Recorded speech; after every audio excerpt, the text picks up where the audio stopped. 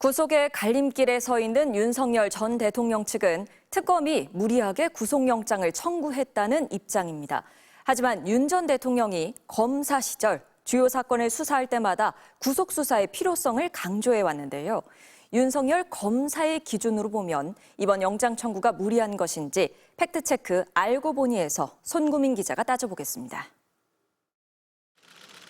윤석열 전 대통령이 서울중앙지검장으로 취임한 다음 해인 2018년 군 대선 개입 수사 은폐 등의 혐의로 구속영장이 청구된 김관진 전 국방부 장관에 대해 법원이 기각 결정을 내리자 중앙지검은 강도 높은 비판 메시지를 냈습니다.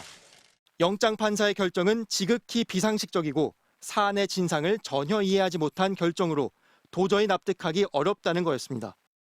윤 전 대통령은 중앙지검장 시절 이처럼 법원의 구속영장 기각에 대해 10번 넘게 공개 비판 입장문을 냈을 정도로 구속 수사의 필요성을 강조했습니다.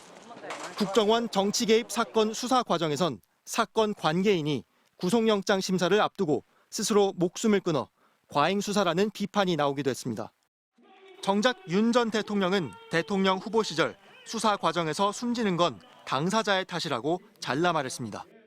수사 과정의 자살은 수사하는 사람들이 세게 추궁하고 막 증거 수집도 막 열심히 하고 이러니까 이게 지금 진행되는 것 말고도 또 내가 무슨 뭐 걸릴 게 있나 하는 불안감에 초조하고 이러다가 그런 극단적인 선택도 하는 것이지. 하지만 윤 전 대통령은 특검이 첫 조사 후 8일 만에 구속영장을 청구하자 무리하게 서둘러 영장을 청구했다고 비판했는데요. 윤 전 대통령이 중앙지검장이던 당시 이른바 다스 실소유 의혹으로 수사를 받은 이명박 전 대통령은 첫 조사 5일 만에 구속영장이 청구됐습니다. 또 사법농단 사건으로 수사를 받은 양승태 전 대법원장은 닷새 사이에 3차례씩 조사를 받았고 첫 조사 기준으론 7일 만에 구속영장이 청구됐습니다. 윤 전 대통령이 직접 영장을 청구한 건 아니지만 수사를 주도했었던 국정농단 사건의 박근혜 전 대통령도 첫 조사 뒤 6일 만에 구속영장이 청구됐습니다. 윤 전 대통령 측은 또 특검 수사에 대해 범죄가 성립도 안 된다고 혐의를 부인하며 영장 청구를 비판하고 있는데요. 이명박, 양승태, 박근혜 세 사람 모두 혐의를 부인하는 건 마찬가지였지만 모두 영장이 청구됐고 예외 없이 구속됐습니다.